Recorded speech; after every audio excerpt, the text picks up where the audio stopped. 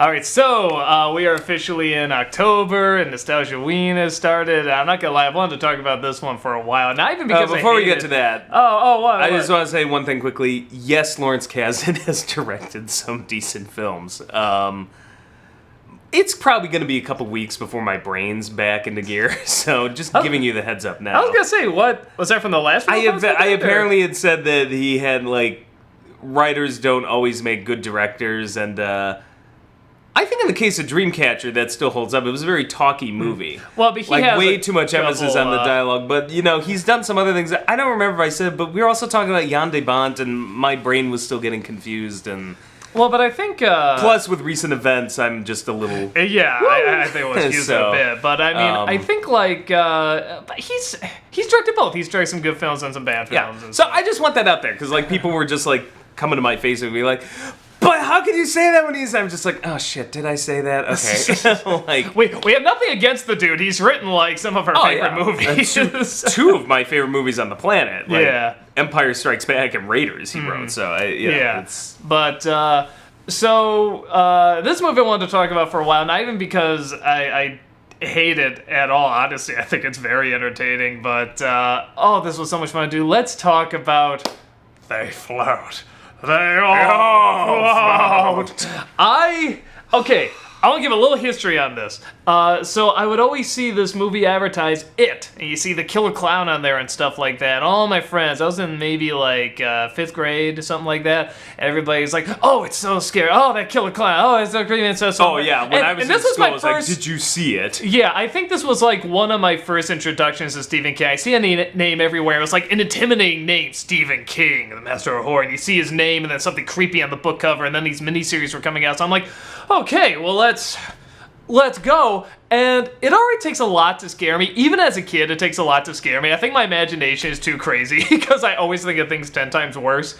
And I just saw this. I was like, when does the scary stuff start? That wasn't scary. I thought it was kind of interesting as a kid, but I didn't think it was at all scary. See, I find the stuff when they're kids, I find that part of it more scary.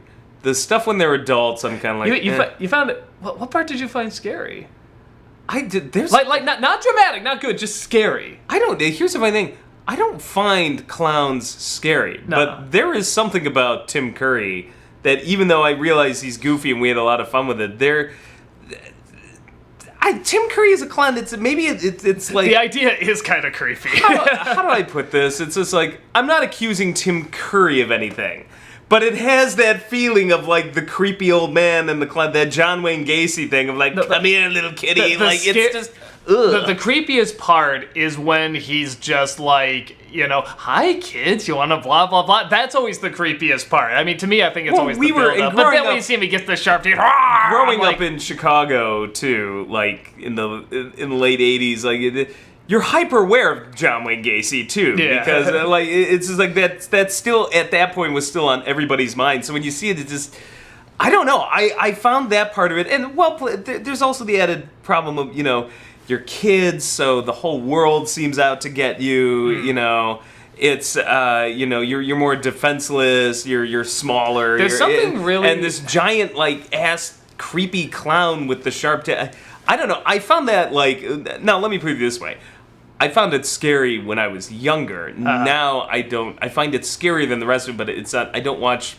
There's nothing in Stephen King's It that I watch now and I'm terrified. There's not even closer. The only things that got the creep up for me, like I said, one is the come along little kid stuff. That's just always scary. I think it's hard to make that not scary. The child catcher in Chitty Chitty Bang Bang. That's just fucking terrifying when he comes out. He's like lollipops, all free. It's that guy had a Michael Jackson thing. Something about the come to me thing is so it's creepy. The creeper. Yeah, that's the thing. It's the creeper element. No, but the predatory. When I was a kid, now it's a little obvious, but when I was a kid, the one that legitimately got me, I actually jumped, is when he's looking at the picture of the brother, the dead brother, and the picture winks. Yeah, that was good too. That was good. That was good. That was a good, that was a good jump. But everything else, I saw this movie, and I didn't quite think it was funny yet, because I was still a little kid, so I was kind of sucked into the story. It's actually, in many respects, it's not King always has good ideas. Like, this is a good idea for a story, and a lot of sort of the basic stuff Part 1 is good. is amazing compared to part... Like, I like part 1, and then, like, something about when they're adults, like, I just lose it. Like, the best stuff is when they're kids.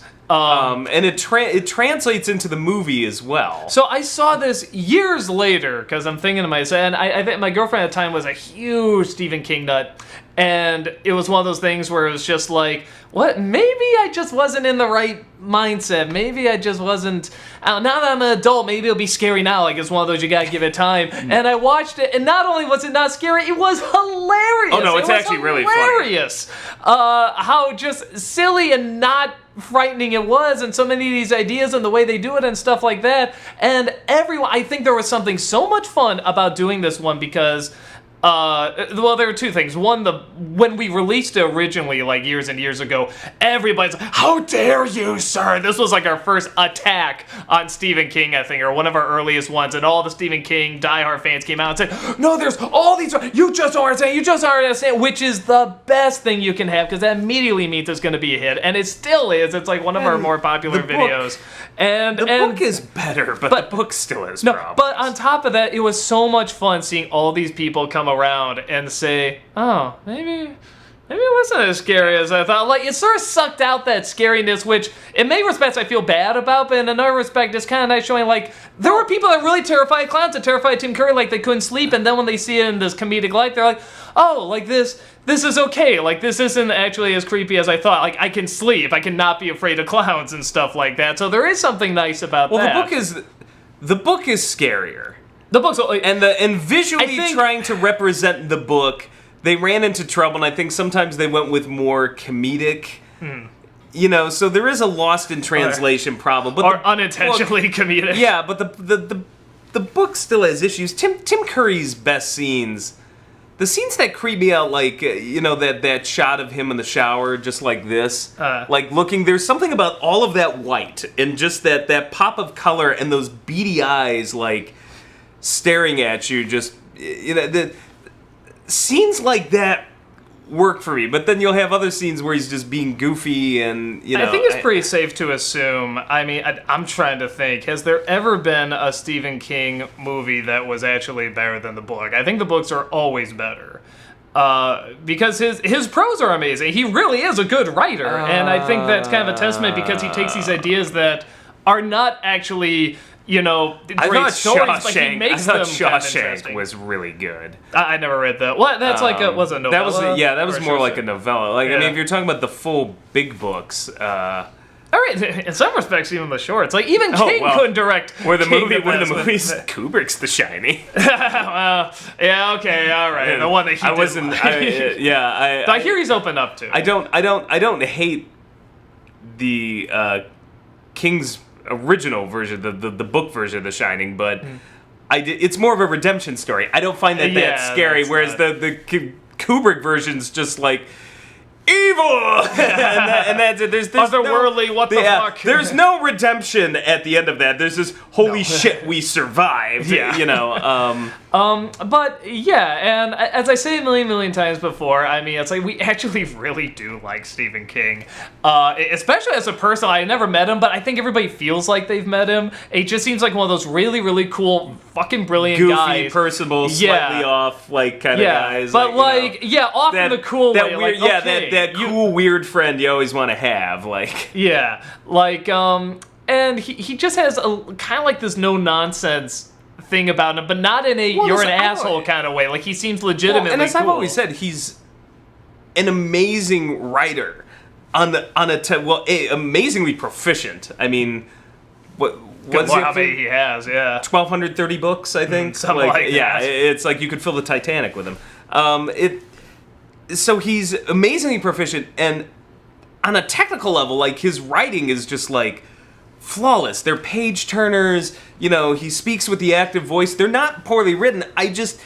The plots just aren't my thing. Yeah. Like, that's really what it comes down to. And it translates kind of into the movies as well, where I'm like, oh, here's some good ideas, but in the end, it's just like, I know a lot of times monsters and things don't scare me. You know, when everybody was reading R.L. Stine in 5th grade, I was reading King, And it was a weird feeling because I liked them, but I also kind of, I couldn't do R.L. Stine at all. Like, every, like, the first 2 pages, I'm like, shit. No disrespect. I just really don't get into it at all. But so Stephen many King, 90s kids are gonna kill their ass now, buddy. but Stephen King, you know, I would read, and it kept me really engaged and entertained at that age. And I think you could argue it still does now. He's still a good writer. It's just very much that, like, you sort of catch on to these formulas that keep coming back, but he still writes them in. It's like Tim Burton. It's like, yeah, I know the formula, I know this stuff, but he still does it in such an interesting way, and it's just kind of the stuff I sort of leaned towards more. Maybe It's not like as much now, Miyazaki movies do the same thing. Yeah, I mean, there will be a boy style. and a girl combo. There will be some environmental nature, message. tentacle machines there will be, and stuff. yeah, they sort of all steampunk. They all have that similar Miyazaki style, that look about them. But there is something, I think, to me, though, because, like I said, when I was a kid, it was a good introduction to kind of, like, you know, scary reading and stuff like that. But as an adult, I think there is, maybe because I know he's a good writer, that when I see the stuff repeated over and over and over, I'm like, you don't lazy need tropes to. I don't like. Yeah, you know what it feels like, in my opinion? The funny thing is, like, it's a lot of the commentary after a while that I'm like, really, like, we're going down the same comment. I don't even you mind hate that. Christianity. God. I get it. You don't like crazy Fundamentalists, organized rednecks, religion. alcohol. Yeah, you know, yeah. you're hypocritical religious types. I just get sick of the same commentary because that's my problem is some of the tropes I don't mind. We make fun of him. It's like, okay, it's set in Maine. He fucking lives in Maine. That'd be like if, hey, all of our stuff's set in Chicago. Yeah, That's a trope. yeah. Like, you know, we make fun of it, but it's like, that's a legit reason. I don't mind the psychic kids. I'm like, okay, like, haha, this is a Stephen King trope. But it's when I see the same commentary again and again, it's like, oh my god, can we have a different theme? Yeah. Just a different theme. Well, like, you know, the mist drove me nuts. Okay, that crazy lady in there, like, I'm just like, oh, Jesus Christ, just kill her now. For example, okay, again, going back to Burton, it's like, it's always going to be about the outsider. We got it. But one outsider could be Batman, another could be Ed Wood. Those are two very different people where it's like, okay, Stephen King's always going to have bullies. There is no difference between, like, 80 of these bullies that he throws in there, you know, or the religious nuts, you know, or sort of these jerky redneck characters. And I think that's sort of what gets to me, is that there's not enough variety in them. Even though when he writes them, I feel like they almost kind of come across that way. And I think, in a sense, that's sort of what the movies really do a disservice to, is because I think it kind of moves the curtain and says, hey, here's these tropes you're seeing over and over that are very well disguised in the books, but they are these tropes. But you know what I always get from King, again, I've never met the guy, I have no idea, but just from his writings and his interviews and stuff like that, he really seems like a guy who writes because not just because he wants to, but because he needs to. You know, that he needs to get this stuff out there. And I almost think his philosophy is, look, they'll publish whatever I write, I'm just gonna write. You know, and look, I'm just doing this for myself. If you guys read it, great. I'm so humble, but I'm doing this for me. You would think that by this point, if he really just wanted to coast on his own money, he could. So he's writing because he likes to. Yeah, well, I mean, and that's fine. And when you write that many things, I think part of the problem is after a while, there's just going to be kind of a rinse, repeat, recycle kind of. Yeah, and you can, and like you said, I think because he has written so many, I mean, nobody who writes that much they're either doing it because they really don't give a shit or they really love it. And I think his writing is too good, and hearing interviews for him not to love it. So I think that's why a lot of the ones I like are the ones like I like most in book form too, are like, you know, your Shawshank or like Dolores Claiborne. A lot of the ones that aren't obvious. Game. I like the ones that aren't supernatural. Yeah, that aren't supernatural. That's the weird thing. I think like the supernatural ones, because maybe they don't scare me that much, I feel come off to me personally as the weaker ones, the ones I'm like not as interested in. But I will say this, what he does do really, really well is settings. Because whenever I think of like cool settings in a horror story, I immediately the Overlook Hotel. You know, The Mist as a story I didn't like very much. I'm like, wow, you made a grocery store and the fog scary. Like, I loved the setting, I just didn't like the way the story played out. You know, there's always... I'm trying to think, what was the other one just off the... Dreamcatcher, that cabin in the woods. A lot of people didn't care. You know what?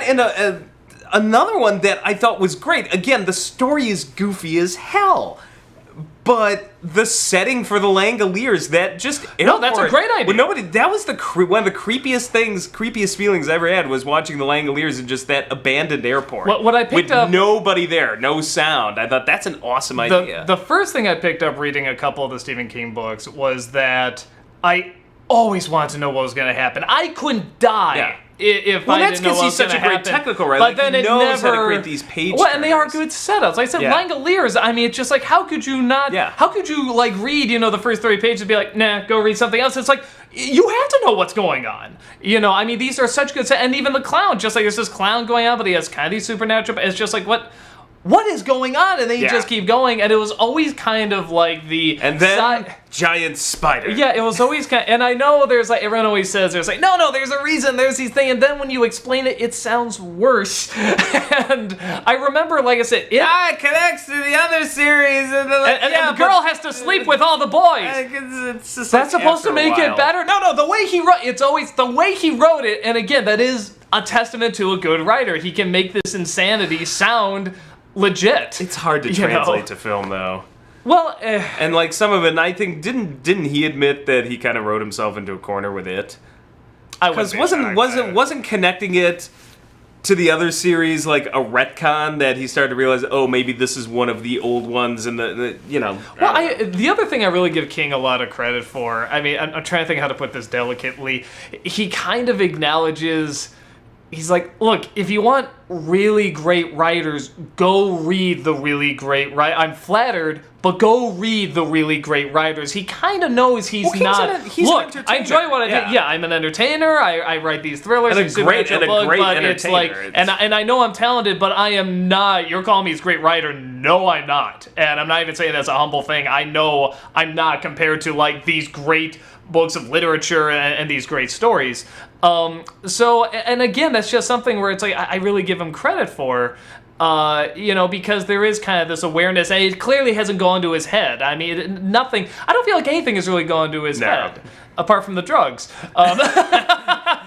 Which, again, sir, considering his writing, it was kind of fun when he was on drugs. And it showed. Well, Maximum Overdrive, he just admitted, like, I was coked out of my mind when I directed that. And you just look at him in the trailer, and you can tell. Was it that one or Tommyknockers? Was it both? Tommyknockers he wrote when he was high out of his mind, and then Maximum Overdrive he directed when he was high out of his mind. Coked out of his mind, okay, is what he said. Yeah, because I thought he said Tommyknockers he wrote when he was coked up. Well, okay, a funny idea. Again, we're taking kind of a different, going a little bit of a different direction here, but I think the video's out, what's coming up next. Dreamcatcher is the one that we just did, and he had him on interview, and he said he really wanted the toilet.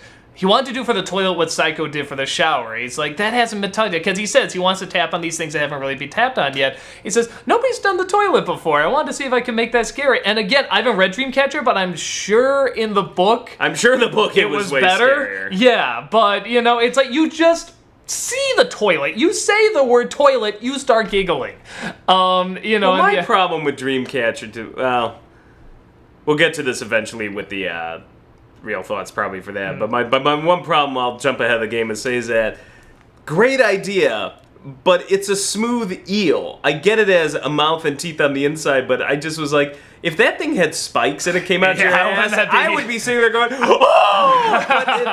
I don't know. I was just I'm like, they could have made it way scarier looking on the outside. And, but we're talking about it here. So I think the big stuff. Like I said, the stuff with the kids is the best, even though there's still a lot of silly moments. And when they get to adults, it's kind of maybe because they're kids, we allow a little bit more of kind of the overacting or a bit. But honestly, I thought the child actors were pretty good. Yeah, I don't know if it's because it was comparison to the adult actors, but they seemed a lot better. But even scenes like, remember the mental... I just realized, I was like, they're children first, and then they're adults, and they're a little goofier. The story doesn't work as well. Whereas I'm like, Dreamcatcher. We just saw this recycle again. Even Dreamcatcher, I'd argue it's even sillier when they're kids. Maybe the writing's not particularly good. But even like in the mental institution, I mean, the scene where it's just, I just show people, everyone's like, oh, it is so scary. I'm like, let me show you this clip from your scary film. And it would just be like... Such a dick. No, I know, but no, the one... scary movie. No, because people were like, oh, I just couldn't sleep. I was so and then it's like when they see this scene, it's the scene where like I think Tim Curry turns into the dog and attacks the guy, and it just everyone forgets about that scene. They watch and they just go, oh. And then they'll sort of look at every. It's kind of like from there on they'll look at every, and then of course they'll show the spider. They're like, huh. Acting like, so over the top when she discovers her husband slit his wrists in the bathtub. It just. Well, and on the version we had, they cut the best part because she goes like that, and then it cuts to whatever, just spelled it again. It just hear Tim Curry going, and then that was so great. But the adult stuff I thought was definitely the weakest. Well, even like that setup of him like being dead and spelled out it with his blood, and the wife or mother, whatever it was, coming in discovering it. Just what a terrifying great thought. idea. Again, reading that's so scary when you see Made it like it's not unscary though by her reaction. I don't know, and just sort of the music and the chun chun, those little things. I'm like, just how much more terrifying would that be if it was just like she walks in and it's just quiet. It's just so But the funny quiet. thing is, not scary as it is now, what does make it is the thing that's not scary, and that's Tim Curry. Yeah, no, Like he's so much fun. So makes that He'd be a great clown. In real life, I'm not probably not supposed to think that, but I'm just like, I want him at my party. I think that's what makes and the moments that are scary with Tim Curry, I think, is because of that, because it's just, you feel like, this could almost be a real clown, and then it always goes that extra step over the top and kind of wrecks it. Yeah. But there's so many early scenes where he just looks like, and I've seen the new one they're doing, and I've seen some of the promotional shots. I'm like, ooh, we're scary clown makeup now, and I'm like, no. What made Tim Curry's version scary is that he just looked like an actual clown. See, what I always kept hearing is like, well, that clown just looks silly. I'm like, he's a clown. He's supposed to. That's what it's supposed to be. I'm kind of with you. You don't need to do anything to Tim Curry to like. You put the clown makeup on his face. That's all you need to do. And I think that's why a lot of kids have a fear of clowns. A lot of kids do. And a lot of people have a fear of clowns, and I think that's why it's so fucking scary. I think that, like, when I see the scary clown masks and stuff at the Halloween store, I kind of laugh, because I'm just like, it would be so much more terrifying if you just dressed up like a regular clown. Yeah, well, no, like a lot of those masks and stuff from the 50s, or even those clowns from the 50s, it's like, and they're just trying to be charming. And that's why Tim Curry works, because it's like he's playing it like a clown. And it goes over the top, but, like, those early scenes when it's a little more subtle, I'm just, ugh. Well, and I think there's something, too, I sort of like that now when people kind of quote Tim Curry from it, they're not... Again, I love Tim Curry in it, but I like that now when they're kind of quoting it and talking about it, they're doing it and kind of laughing about it. Like, they all float. Wah-ha, wah-ha, wah-ha. Like, now people are having fun with it, and it's not as much the... Like, if they want to be terrified, like, and have fun, oh, he's so scary and creepy, too, that's fine. But I'm talking about the people that, like...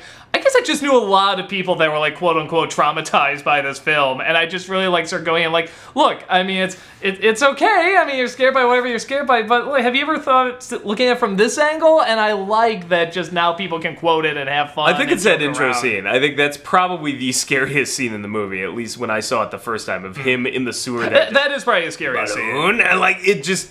Well, no, and because you don't know what else is down there. It's dark, and that's why it's such a fucking letdown at the end. It's like, no, that's what's scary. Giant, and I love stop motion animation. But this was definitely a case where I'm like, oh, that did not hold up. No, it's like a fucking Large Marge sequence from Pee-wee's Big Adventure. Like, it just was too goofy. I feel like so much of King, honestly, again, I think like all great horror is just what you don't see. Yeah, we see, he gets come down there, we have balloons, all colors, and he's just clearly lying. But it's like, what is down there, or what does he, but you can also get in that kid's mind, like, ooh. Well, when he pops up out of the shower, or just when you see him out there, that's when it's scary. Like, it just isn't when it's, him doing goofy things or becomes the giant spider, or...